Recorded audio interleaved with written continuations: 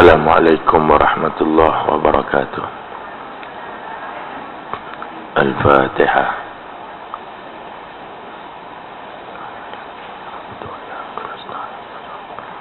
Siratal ladzina an'amta 'alaihim ghairil maghdubi 'alaihim waladdallin. Alhamdulillahi wahdah sadaqa wa'dah wa nasara 'abdah wa a'azza jundahu wa hazama al-ahzaba wahdah. Ashhadu an la ilaha illallah wahdahu la syarika lah wa ashhadu anna sayyidana Muhammadan 'abduhu wa rasuluh arsala rasulahu bil huda wa dinil haq yuzhirahu 'ala ad-dini kullih wa kafa billahi shahida. Rabbi shrah li sadri wa yassir li amri wahlul 'uqdatam min lisani yafqahu qawli. Rabbana iftah bainana wa baina qaumina bil haqq wa anta khairul fatihin. Subhanaka la ilma lana illa ma 'allamtana innaka antal alimul hakim.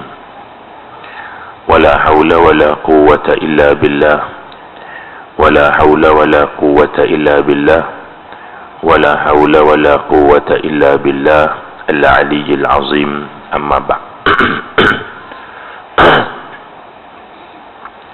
Ibu-ibu yang dirahmati oleh Allah, alhamdulillah, syukur banyak-banyak pada Allah Ta'ala. Pagi ini Allah Subhanahu Wa Ta'ala masih lagi pilih kita di antara hamba-hamba Dia yang senang untuk kita buat baik. Dan setiap kali kita boleh buat baik, kita jangan rasa benda tu kecil.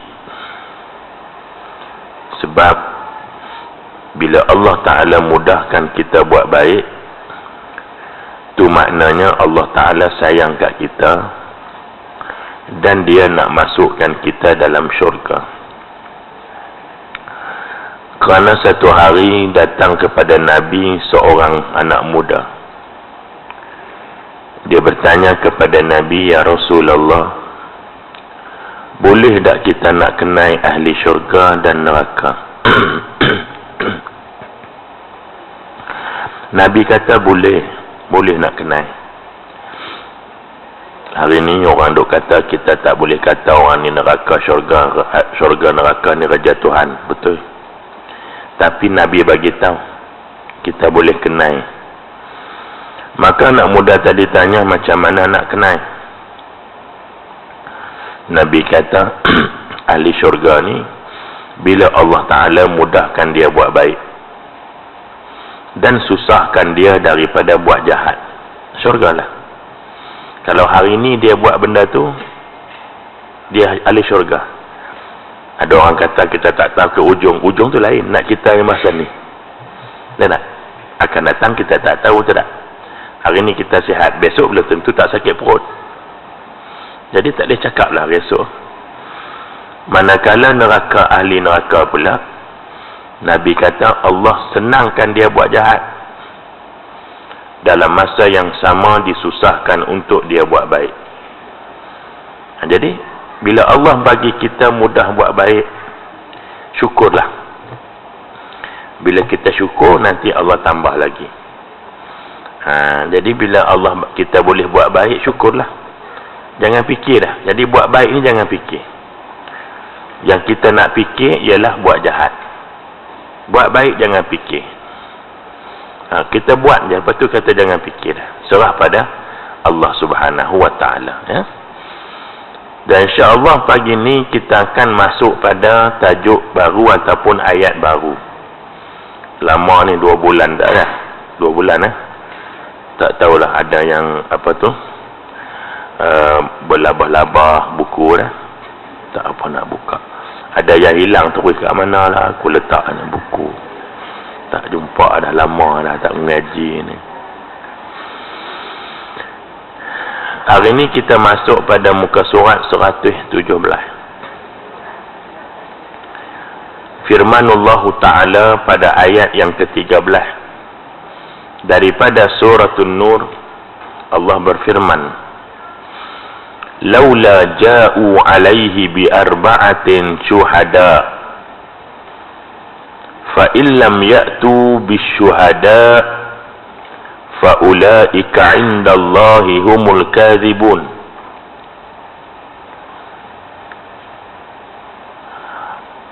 Sepatutnya bagi mereka yang menuduh, orang tuduh lah, tuduh apa? Tuduh zina,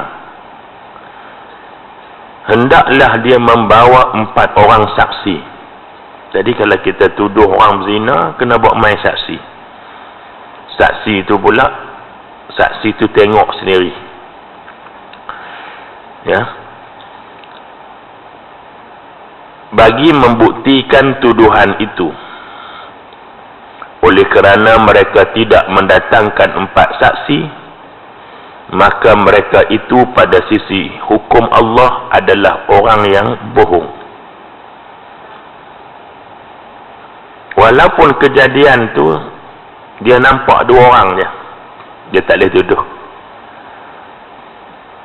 Dia tak boleh tuduh. Kalau dia tuduh saksi tak ada 4, dia anggap dusta. Nak ceritanya,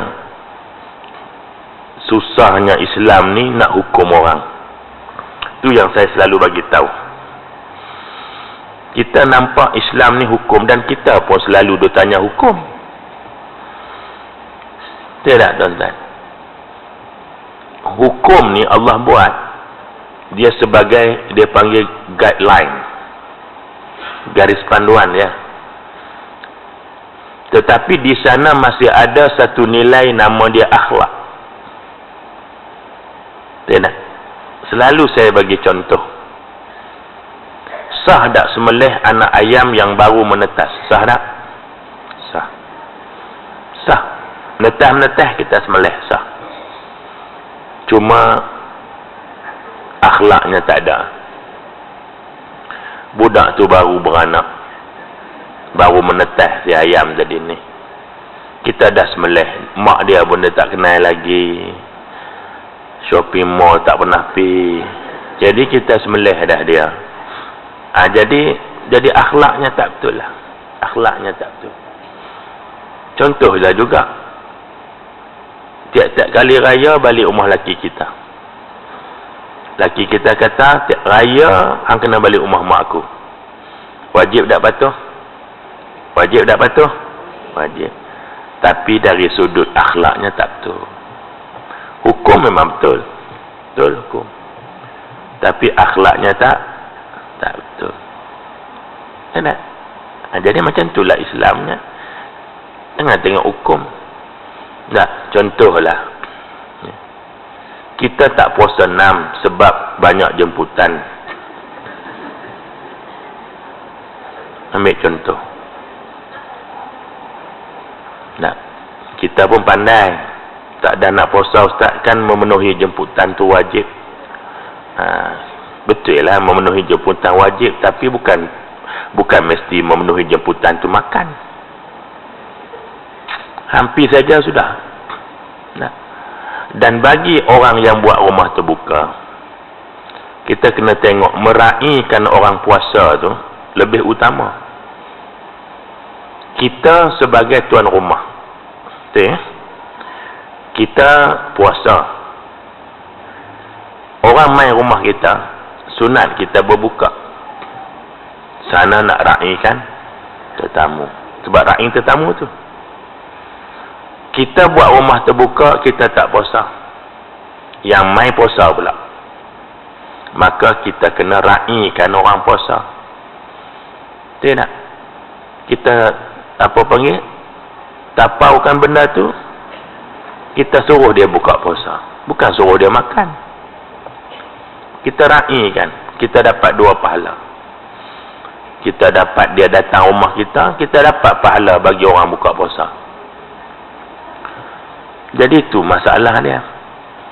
Macam tu juga kadang-kadang seseorang itu melanggar hukum Tuhan ni kerana masyarakat tak reti bahasa. Bukan tak reti bahasa Melayu. Tak reti hukum. dah tahu orang ni dalam iddah, suami mati, tak payahlah hang desak dia mai rumah hang. Hang tapau hantar rumah dia. Hang tak payah mai lah, biar aku pi rumah hang duduk dalam iddah. Tu baru faham. Ni desak dia pi, akhirnya dia keluar rumah pi kenuri. Siapa berdosa? Kita lah ajak tadi berdosa. Dah tahu dia baru mati laki. Macam tu juga hang sampai hati tak beraya rumah aku. Tahu dah laki dia mati. Hampalah pi rumah dia. Ni kadang-kadang masyarakat pun satu. Orang suruh mengaji lain lah.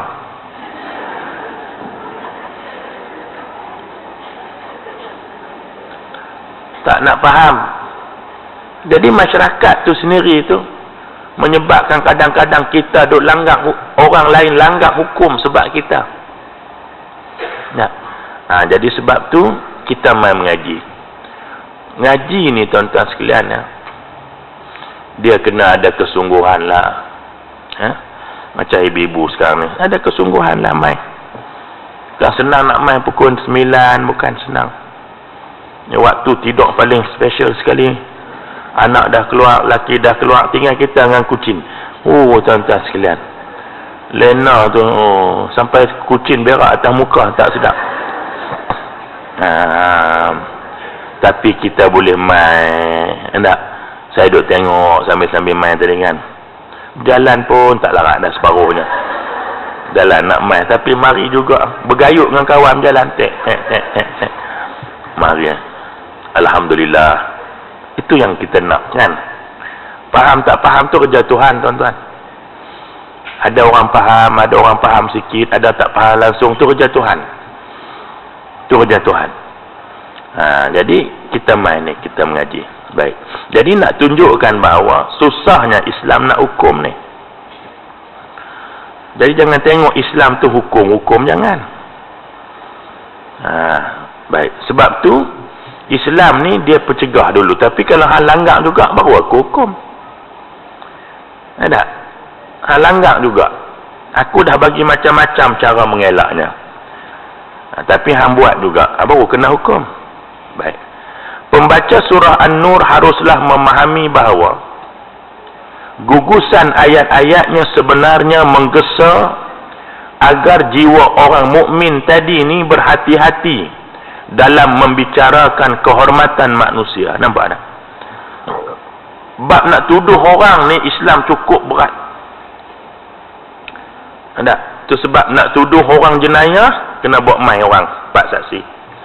Tapi untuk nak menikah cukup 2 orang. Cukup 2 orang nak menikah. Kenapa tak suruh 4 orang? Sebab dia tidak membabitkan maruah. Dia tak babit tuduhan. Kahwin ni benda seronok. Siapa yang tak suka kahwin? Cuba hampa sebut tengok. Siapa? Angkat tangan. Angkat ya tangan, confirm hampa bukan orang.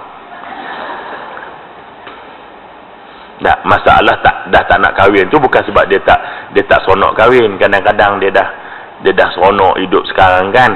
Ada lelaki kan susah nak keluar kena minta izin ya dah. Nak solat lebih-lebih kan. Macam-macam jadi susah kan. Tapi sebenarnya itulah peluang dia buat pahala. Tak payah keluar mana-mana, duduk dalam rumah je boleh masuk surga. Nabi kata semayang 5 waktu, jaga elok, Ramadan mai puasa, jaga maruah, taat suami, masuk surga. Tak payah pergi keluar mana-mana, tak payah pergi beras. Duduk dalam rumah. Buh merah-merah gincu tu. Nampak? Ni terpaksa suami pergi ajak makan kat luar. Hampa tahu sebab apa suami ajak makan kat luar? Sebab nak tengok bini dia lawa. Sebab masa makan di rumah tak lawa. Ya Allah. Pakai t-shirt kola kembang. Ya? Pakai baju t-shirt kola kembang. Ya, macam-macam. Sini ada warna kunyit, sini warna lada. Berbau pun tak tahu dah bau apa. Jadi sesekali dia ajak makan kat luar, seronok, dia tengok cantik rupanya bini aku. Ya Allah, duduk kat rumah, Masya Allah. Ya, bahkan ada yang kata duduk kat rumah bukan cakap Masya Allah, innalillah. Baik.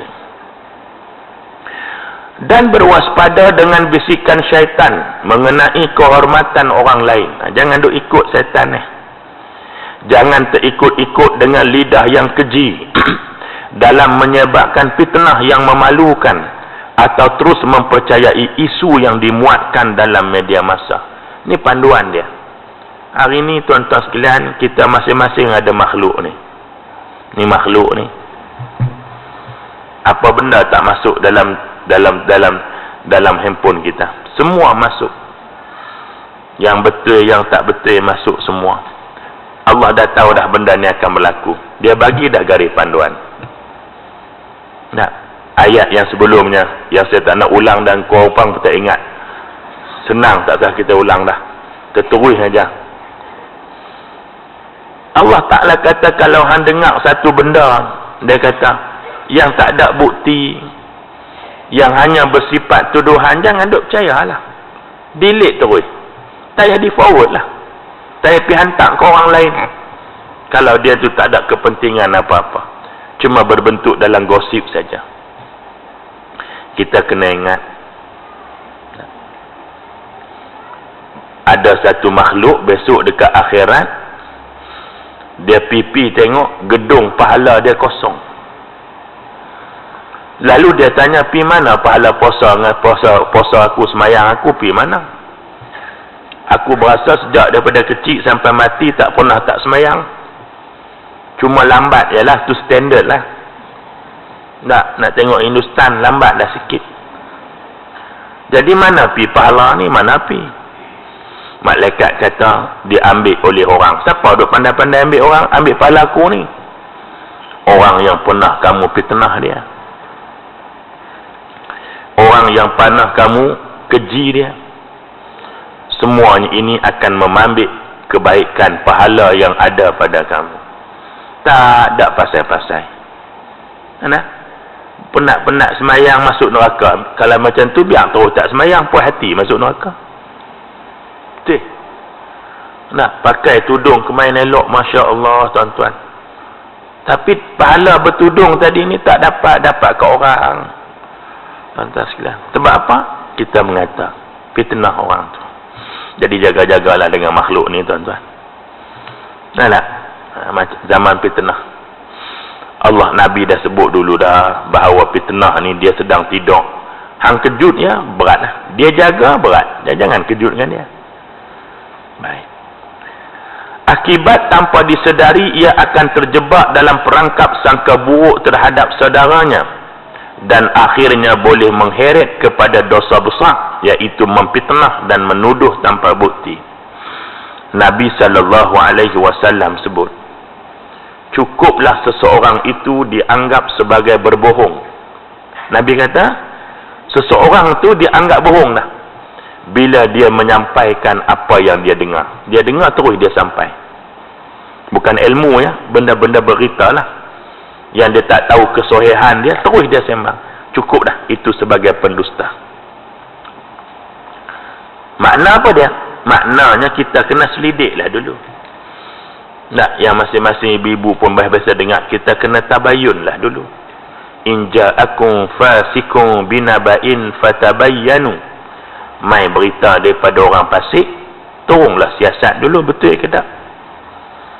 Nak, kalau kita boleh tanya, kita tanya.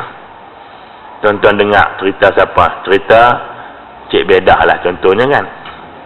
Dengar nama cerita Cik Bedah ni, sepak laki dia. Maka jangan terus percaya, tanya, hang betul ke sepak laki hang? Betul, aku puas hati. Baru betul.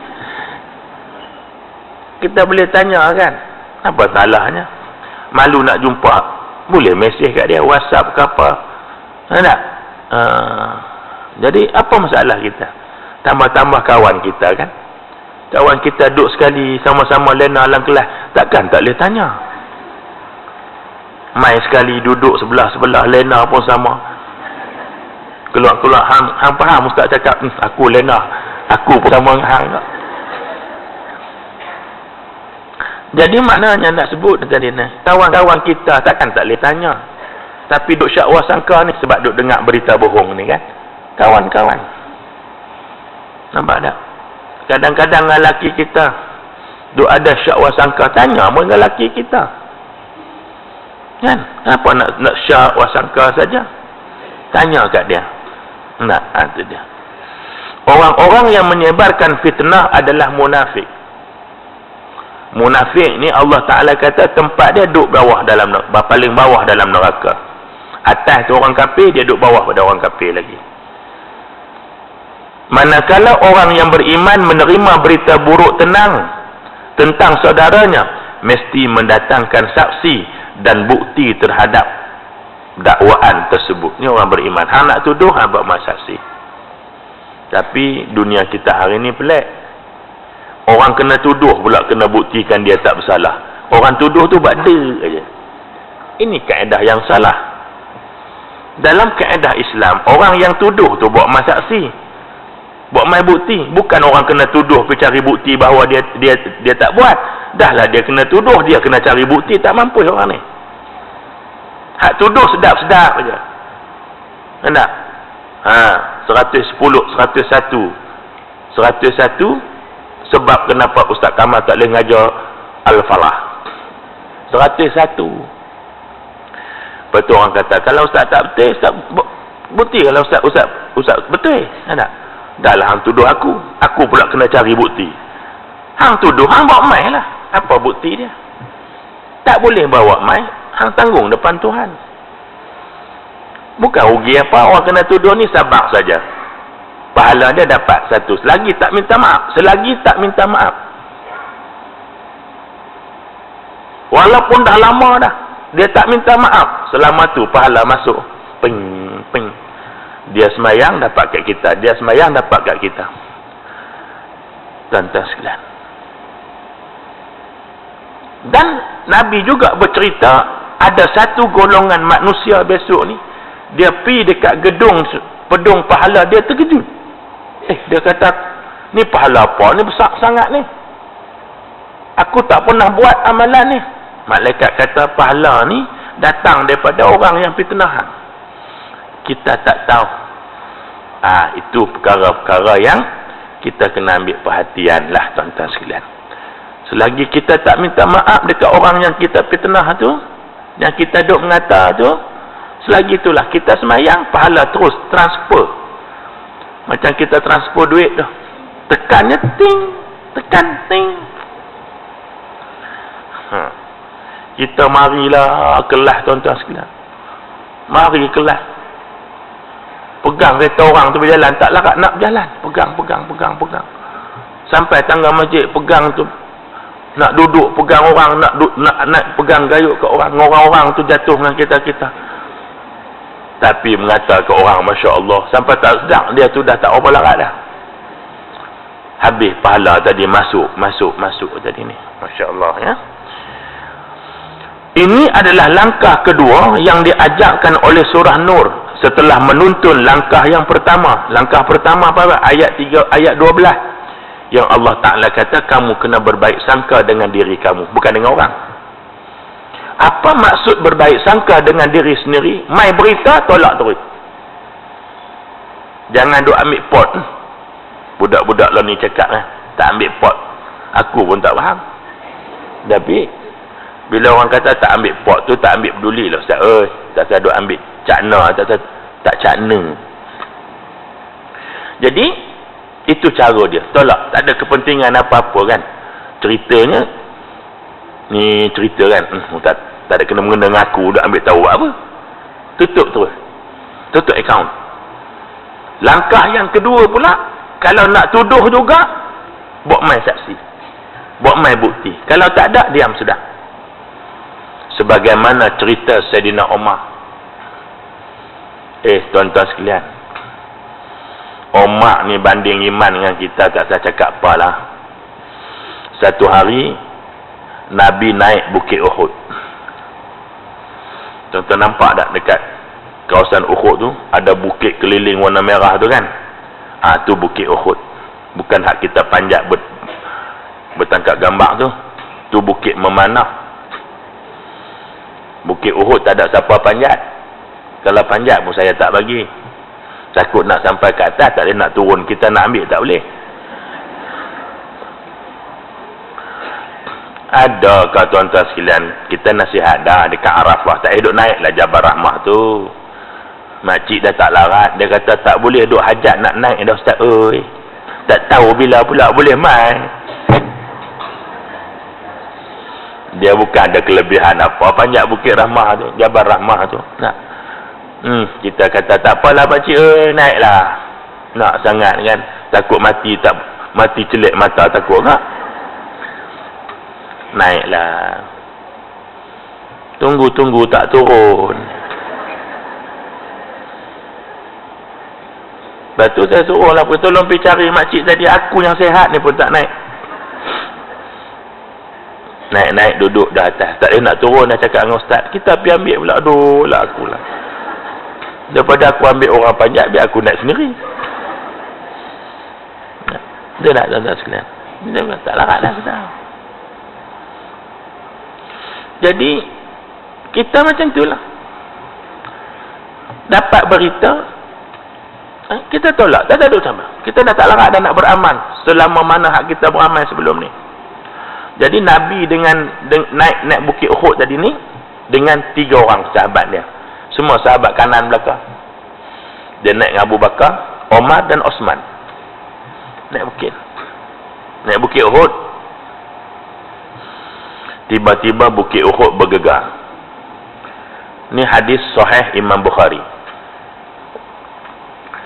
Naik Bukit Uhud ni bergegar. Bukan perut kita naik, gegar perut. Kan perut kita kan gedembeh masing-masing. Tak tahu gedembeh? Jadi lembek. Macam apa tengok ni sini tu.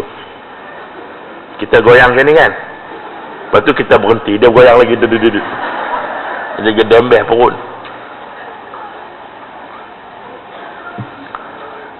Tapi Nabi, Abu Bakar, Omar, Osman naik atas Bukit Uhud. Bukit Uhud bergegar.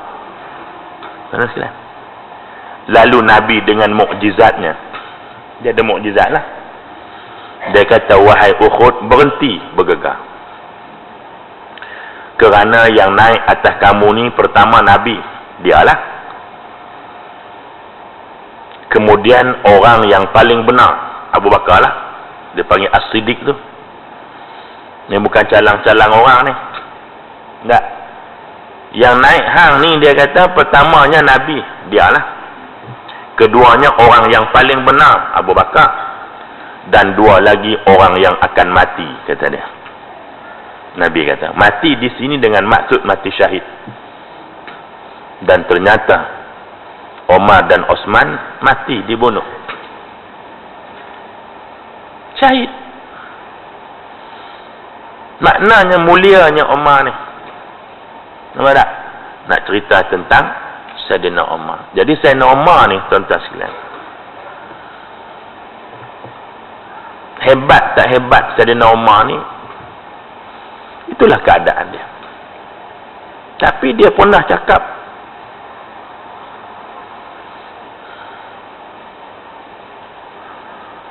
dia pernah menyebut Sayyidina Umar ni. Dan dia pernah cerita satu hari dia panjat rumah orang. Dia jalan-jalan, dia dengar bunyi suara orang laki-laki dengan perempuan bercakap-cakap pelan-pelan.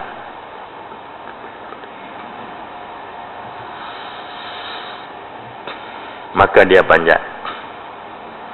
Panjat-panjat tu tengok, nampak sedang buat benda tak senonoh.